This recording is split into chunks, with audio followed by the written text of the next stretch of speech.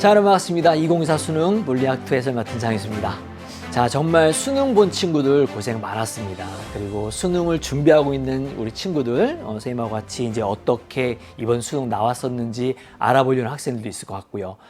수능을 본 학생들도 정말 고생 많았고요. 이제 수능을 준비하는 친구들도 이제 앞으로 고생을 함께 해야겠죠. 이번 시간은 총평이고요. 수능에서 어떻게 나왔는지 함께 한번 분석을 간단하게 해보는 시간입니다.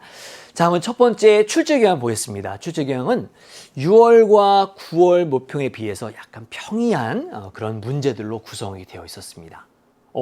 작년 수능하고요. 그 다음에 2024 9월 모평보다 조금 쉬운 수준이었는데 지금 선생님이 시험 본 다음 날 물론 등급 컷은 좀 변동될 가능성이 있습니다.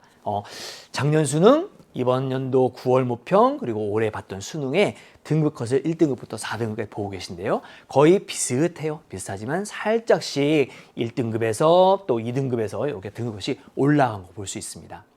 지난번 9월 모평도 그렇고요. 6월 모평도 해설할 때 선생님이 알려드린 것처럼 이번 수능에서는 물리학 2와 같은 과탐 2 과목이 서울대나 카이스트 정시에서 필수가 빠졌거든요. 그죠? 그래서 과연 이번에 어떤 결과가 나올까라고 이제 고민을 했었는데 거의 대동소이하게 비슷한 결과를 얻었습니다.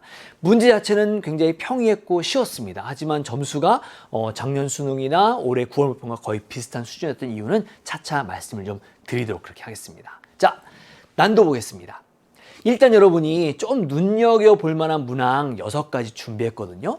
눈여겨볼 만한 중요 문제라는 것은 뭐냐면 평가원에서 우리에게 평가를 하는 기준이 이런 식으로 점점 트렌드가 변하고 있어, 유행이 되고 있어 라는 겁니다. 어떤 패션, 옷도 그렇고요. 노래도 그렇고요. 여러분들이 즐겨하는 여러 가지 것들이 유행 따라 가는 것들이 참 많아요. 문제도 마찬가지입니다. 우리 물리학 2 문제도 이런 식으로 6문제 정도의 약간 눈여겨볼 만한 중요한 문제들의 그런 스타일이나 이런 것들을 익혀가신다면 아마 수능을 준비하고 있는 친구들 또 수능을 봤던 친구들도 저런 부분들이 굉장히 중요했구나 라는 것들을 좀 이해할 수 있을 것 같아요. 여러분 아래에 있는 거 보십니까? 계산이 다소 복잡한 문제. 이 다소는 선생님이 약간 순화한 표현도 없잖아 있어요.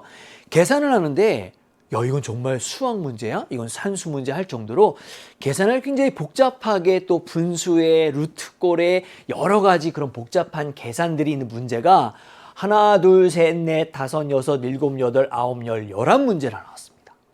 우리 전체 20문제 중에 개념으로 탁 문제를 푸는 것보다 절반 이상이 계산이 복잡한 그런 문제들이 나왔다는 얘기는 문제 자체는 쉬웠지만 시간이 좀 오래 걸렸겠구나 라는 겁니다. 선생님이 늘 강조하지만 확실히 수능은 그죠? 시간 싸움인 것 같아요.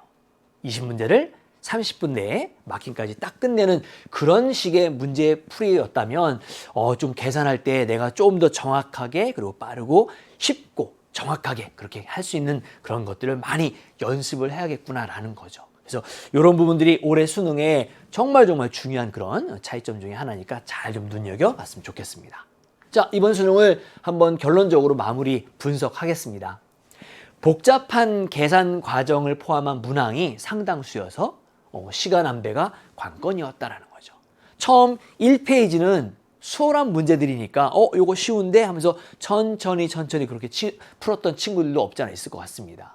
쉬운 문제는 빠르고 정확하게 맨눈을 가지고 빨리빨리 넘겨야 하고요. 조금 시간이 걸리는 문제의 그 시간들을 해둬야 하니까 그런 부분들을 여러분이 좀 수능을 준비하거나 또 수능을 봤던 친구들 한번 좀 생각해 볼 만한 문제고요.